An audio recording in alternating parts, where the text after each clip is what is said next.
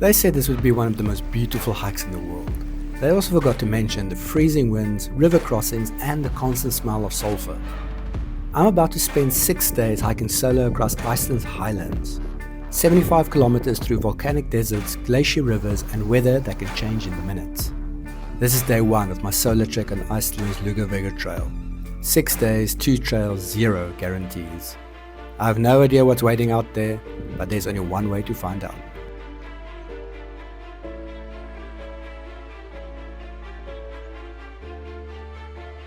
The main trail, Laugavegur Trail, is 4 days, 55 kilometers, crossing some of the most surreal landscapes on Earth. From steaming geothermal valleys to black volcanic deserts and glacier-fed rivers.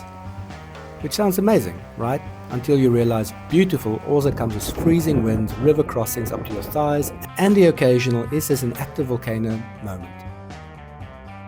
And just when you think it's done, I'm adding the Fimmvörðuháls trail. Another 25 kilometers over volcanoes and waterfalls, ending at the famous Laugavegur. This is where it all begins, Landmannalaugar.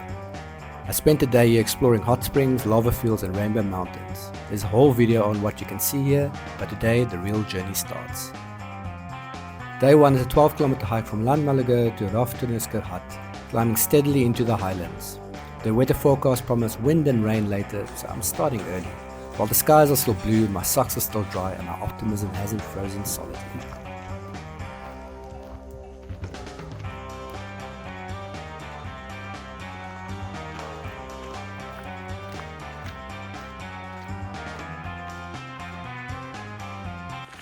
Alright, this is the start of the Laugavegur Trail. Day 1 of 4 of the section, and then there will be another 2 days afterwards. Last night was pretty good. Slept in nice hut.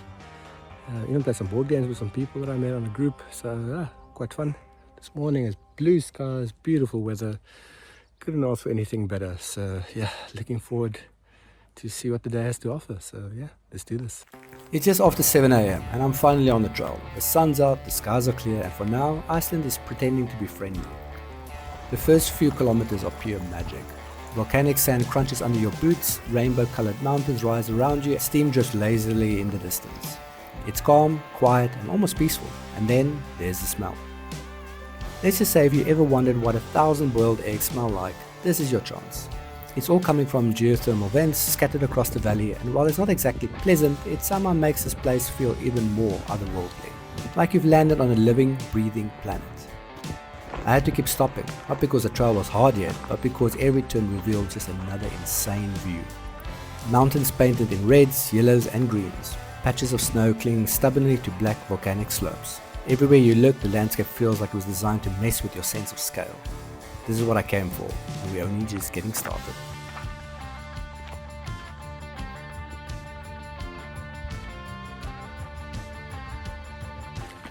So day 1 should be sort of one of the biggest climbs, 600 meters or so. The rest of the trail is mostly downhill, flat. The difficulty of this trail is always about the weather. So today's very nice, great day for a hike. Just can't believe I'm back here again. Always wanted to do this Pacific trail, and very happy to at least have one day of good weather. So yeah, thanks to the weather gods for that.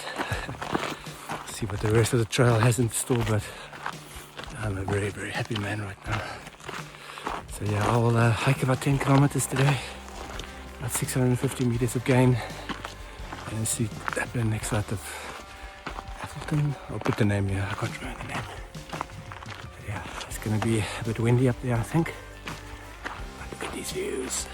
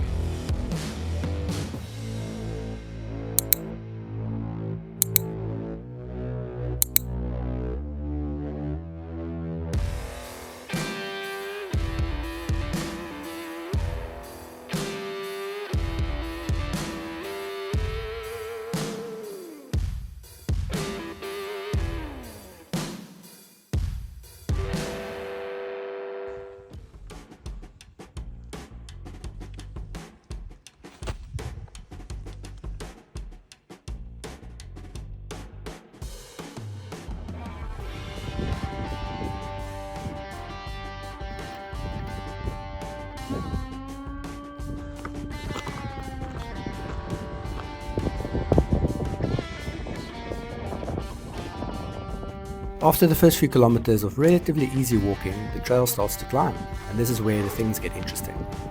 The path snakes up towards the Caldera ridge, cutting across loose volcanic sand that seems to have a personal vendetta against hikers. Every 2 steps forward comes one graceful slide back, just like Iceland's way of asking, "Are you sure you want to be here?"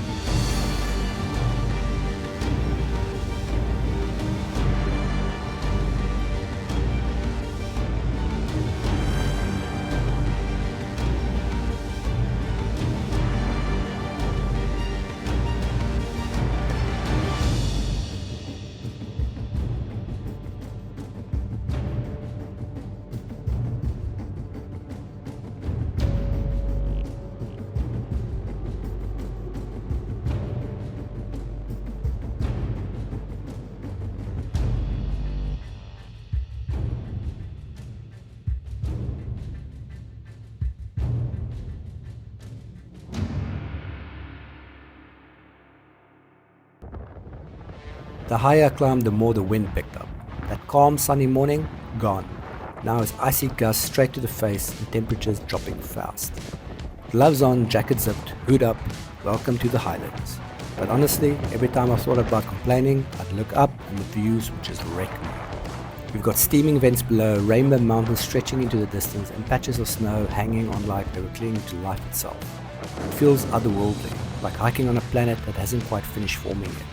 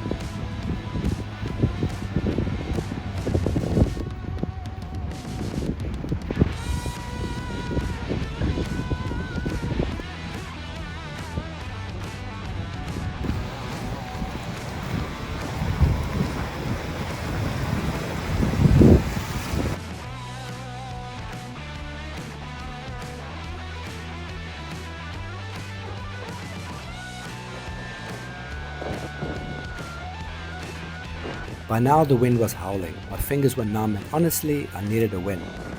So I stopped, sat on a rock and reached for my secret weapon, crisp balls. I bought them back home at an action store in the Netherlands and never tried them before, and oh my gosh, game changer. Salty, crunchy, life-saving morale boost. Honestly, I wish I packed an entire bag of just these. The wind had picked up even more, cutting straight through every layer I had on. I could feel the temperature dropping fast. This wasn't the place to linger. And then, finally, I saw it, the hut. A tiny speck of wood and metal in the middle of endless volcanic plateau, looking like I had no business of being here at all. Honestly, I kept wondering how they even built this thing. The weather up here is no joke. Inside, I met the warden, hands down one of the nicest people I ever spoke to. He gave us a quick weather update and a bit of a local geology wisdom about the surrounding Caldera and some solid advice about the river crossings coming in the next stages. If you're hiking the trail, always check in with the warden. They're basically your lifeline out here. I got lucky and arrived early, around 12 PM, which meant I could pick the furthest single bed in the back corner. By evening the hut was full, buzzing with groups swapping stories and battling over kitchen space. And wow, the kitchen actually surprised me. Pots, pans, coffee grinders, French presses. It was like Iceland secretly running a hipster cafe on top of a volcano. If I'd known, I would have brought actual coffee instead of sad instant sachets. Outside though, the weather turned. By late afternoon, rain hammered the hut and the wind screamed across the plateau, shaking the walls. I couldn't help but pity the campers. The tents were taking a beating out there. I was very grateful for my solid roof and 4 walls tonight. I think my body has been nice and tired. I think mentally and physically I'm a bit tired from the last while of traveling and being busy at home. So I actually took a nap now, so it doesn't really happen often. But it's miserable outside, very windy, very cold. Feel sorry for those people in the tents outside. Not the best place to tent up here.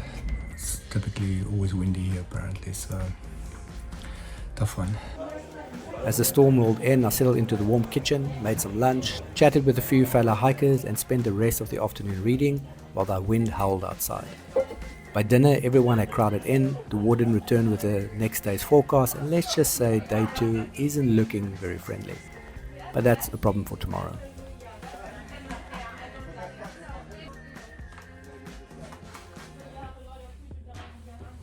Day 1 is done. 12 kilometers from Landmannalaugar to the hut, through volcanic deserts, rainbow mountains, steam vents, and winds that made me question all my life choices. Honestly, I didn't know what to expect coming out here, but today delivered everything I hoped for, and a few things I wasn't quite ready for. It's beautiful, it's brutal, it's Iceland. Now, as I sit in the hut with the wind howling outside, I can't help but wonder what tomorrow is going to bring. The warden says heavy rain, low visibility and cold temperatures. Oh, and multiple glacier river crossings. Perfect. This is just the beginning. Tomorrow I'll make my way to Hrafntinnusker, one of the most stunning spots on the entire Laugavegur trail. If the weather lets me get there. So if you want to see what happens next, subscribe, like the video, and make sure you don't miss day 2. It's going to get wild. Until next time, keep exploring.